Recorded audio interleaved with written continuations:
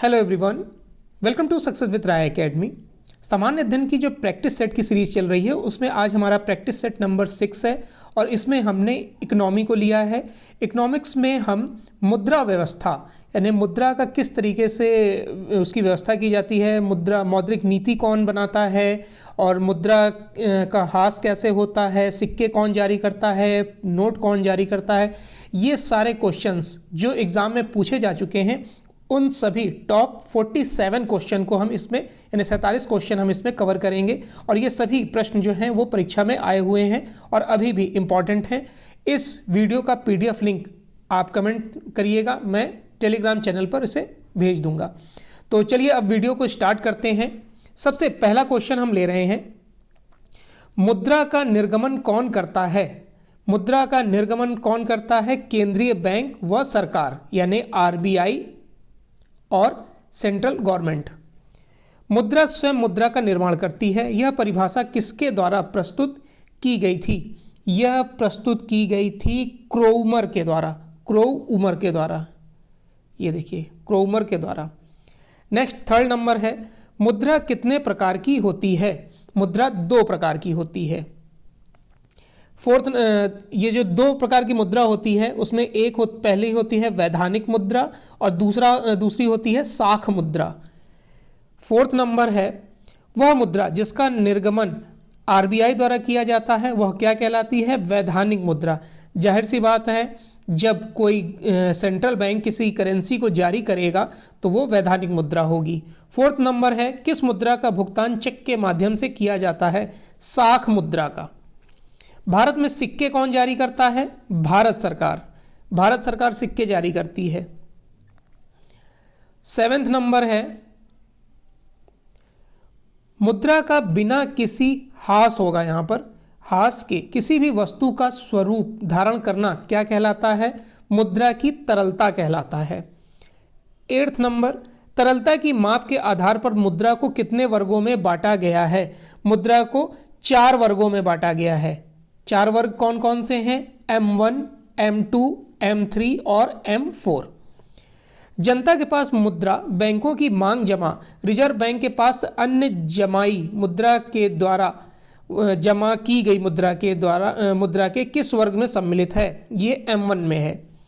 Next है M1, M2, M3 और M4 मुद्रा के वर्गों में से किसमें सबसे अधिक तरलता होती है? M1 में होती है, क्योंकि ये जनता के पैसे इसमें जमा होते हैं।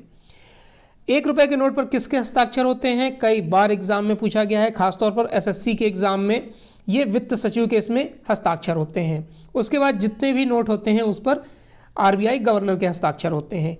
किस टकसाल में सिक्कों के अलावा विभिन्न प्रकार के पदकों अर्थात मेडल का उत्पादन भी किया जाता है? मुंबई स्थित टकसाल है और कोलकाता स्थित टकसाल है। यहाँ पर सिक्कों के अलावा पदक भी का उत्पादन किया जाता है। 13 नंबर है, भारत सरकार द्वारा सिक्कों की ढलाई के लिए टकसाल कहाँ कहाँ स्थित है? मुंबई, कोलकाता, हैदराबाद और नोएडा। इसमें सबसे जो लेटेस्ट है वो नोएडा वाला है। 13 इसका जो सबसे लेटेस्ट है नोएडा वाला है। Security printing and meeting corporation of India limited में कितने टकसाल सम्मिलित हैं? 4। ये चारों के नाम आपने देख लिए। सिक्योरिटी पेपर मिल कहाँ स्थित है? होशंगाबाद, मध्य प्रदेश में। भारतीय रिजर्व बैंक की मुद्रा प्रिंटिंग प्रेस कहाँ पर है? नासिक, देवास, मैसूर, सलबोनी। भारत में सर्वप्रथम मुद्रा का चलन कब प्रारंभ हुआ? 1806 में। यहाँ वर्ष होगा वर्ष 1806 में। सिक्योरिटी प्रिंटिंग प्रेस हैदराबाद की स्थापना कब हुई थी? 1982 में। 500 रुपए के नोट पर किसके हस्ताक्षर होते हैं? मैंने आपको बताया 1 रुपए के नोट से ऊपर जितने भी नोट हैं उस पर हस्ताक्षर होते हैं RBI गवर्नर के। वर्तमान में RBI गवर्नर कौन है? शक्तिकांत, डॉक्टर शक्तिकांत दास, जो कि 24वें क्रम के RBI गवर्नर हैं। वह मुद्रा जिसका धात्विक मूल्य उसके अंकित मूल्य से कम होता है वो क्या कहलाती है? सांकेतिक मुद्रा। प्लास्टिक मुद्रा का उदाहरण क्या है? Credit card, debit card, RuPay card, ये सब प्लास्टिक मुद्रा हैं। राष्ट्रीय बाजार में जिस मुद्रा की पूर्ति अधिक तथा मांग कम होती है वह क्या कहलाती है? सुलभ मुद्रा। जब किसी मार्केट में कोई चीज़ बहुत ज़्यादा होगी और उसकी डिमांड कम होगी तो जाहिर सी बात है वो आसानी से आपको मिल जाएगी, इसलिए सुलभ मुद्रा। विकासशील देशों की मुद्रा किस प्रकार की मुद्रा कहलाती है? सुलभ मुद्रा। विकसित देशों की मुद्रा किस प्रकार की मुद्रा कहलाती है? दुर्लभ मुद्रा। जैसे भारत विकासशील देश है तो इसकी मुद्रा है सुलभ मुद्रा। 25th नंबर है, मुद्रा मूल्य में होने वाले परिवर्तनों के मुख्य 4 रूप कौन से हैं? मुद्रास्फीति, अवस्फीति, मुद्रास्फीति और मुद्रा स्थिति। इसका आंसर फिर से चलो थोड़ा चेक कर लेते हैं। मुद्रास्फीति, अवस्फीति, मुद्रा संस्फीति और मुद्रा असंस्फीति, ये होगा।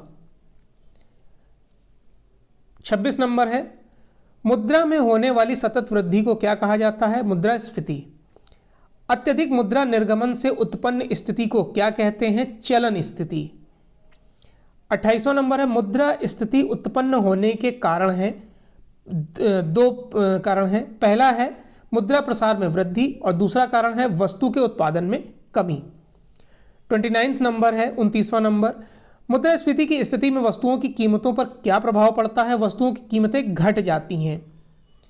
जब भी मुद्रास्फीति की स्थिति में कोई परिवर्तन होता है कीमतों पर तो वस्तुओं की जो कीमत है वो घट जाती है। व्यापारिक बैंकों द्वारा अत्यधिक साख निर्गमन के कारण उत्पन्न होने वाली स्थिति को क्या कहा जाता है? साख स्थिति। मुद्रास्फीति होने पर मुद्रा की क्रय शक्ति पर क्या प्रभाव पड़ता है? क्रय शक्ति में कमी आ जाती है। वस्तुओं की जब कीमतें घटती हैं तो क्रय शक्ति में कमी आ जाती है।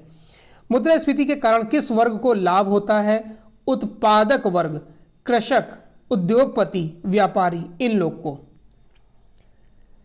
33वां नंबर है, लक्षण एवं तीव्रता। 33वां नंबर थोड़ा चेक कर लेते हैं। सही है, लक्षण एवं तीव्रता के आधार पर मुद्रास्फीति में कितने चरण हैं? 4। रेंगती, चलती, दौड़ती और कूदती मुद्रा। वर्ष 1981 में कोर स्थिति का प्रतिपादन किसने किया था? एक्शन ने किया था। रेंगती या नर्म स्थिति मुद्रास्फीति प्रायः किन देशों में होती है? अल्प विकसित। अब जाहिर सी बात है, जो देश विकास नहीं कर रहे हैं उनकी रेंगती मुद्रा ही होगी। विकसित देशों में प्रायः किस प्रकार की मुद्रा स्थिति होती है? दौड़ती एवं कूदती। मुद्रास्फीति को किस प्रकार नियंत्रित किया जाता है? राजकोषीय नीति बनाकर और मौद्रिक नीति बनाकर। मौद्रिक नीति कौन बनाता है? RBI या किसी भी देश का सेंट्रल बैंक। भारत में मुद्रास्फीति किस आधार पर मापी जाती है? WPI, थोक मूल्य सूचकांक। भारत में थोक मूल्य सूचकांक का मुद्रास्फीति मापने का आधार वर्ष कौन सा है? 2011-12। किस स्थिति में वस्तुओं की कीमतें लगातार गिरती हैं? अपस्फीति में। घरेलू मुद्रा के मूल्य में कमी होना तथा आंतरिक मूल्य स्थिर रहना क्या कहलाता है? मुद्रा का अवमूल्यन। स्वतंत्र भारत में मुद्रा का अवमूल्यन कब हुआ था? 1949 में हुआ था। भारतीय रुपए का अंतिम बार अवमूल्यन कब हुआ था? 1991 में लास्ट बार अवमूल्यन हुआ था और पहली बार हुआ था 1949 में। वह स्थिति जिसमें जानबूझकर मुद्रा और साख की मात्रा में वृद्धि करके वस्तुओं में वृद्धि का प्रयास किया जाता है वह कहलाती है मुद्रास्फीति। मुद्रास्फीति की अवस्था में मुद्रा का मूल्य बढ़ता है और वस्तुओं एवं सेवाओं का मूल्य घटता है। यहाँ बढ़ता होगा और वस्तुओं और सेवाओं का मूल्य घटता है, वो क्या कहलाती है? मुद्रा अवस्फीति। स्टैगफ्लेशन क्या है? मंदी के साथ मुद्रास्फीति। जब मंदी के साथ मुद्रास्फीति होती है तब उसे हम बोलते हैं स्टैगफ्लेशन। तो ये आज के इकोनॉमिक्स के टॉप 47 क्वेश्चन थे मुद्रा व्यवस्था से रिलेटेड, जो लगातार और कई बार एग्जाम में पूछे गए हैं। आज भी ये क्वेश्चन इंपॉर्टेंट हैं। आप इस वीडियो को ध्यान से देखिएगा क्योंकि ये क्वेश्चन फिर से आपसे पूछे जा सकते हैं। हो सके तो नोट्स बनाइए। अगर आप नोट्स बनाने का आपके पास समय नहीं है तो आप बताइएगा कमेंट बॉक्स के माध्यम से। इस वीडियो का आपको PDF लिंक हमारे telegram channel success with Rai academy मिल जाएगा। आप वहाँ से इसे डाउनलोड कर सकते हैं, प्रैक्टिस कर सकते हैं। वीडियो देखने के लिए धन्यवाद।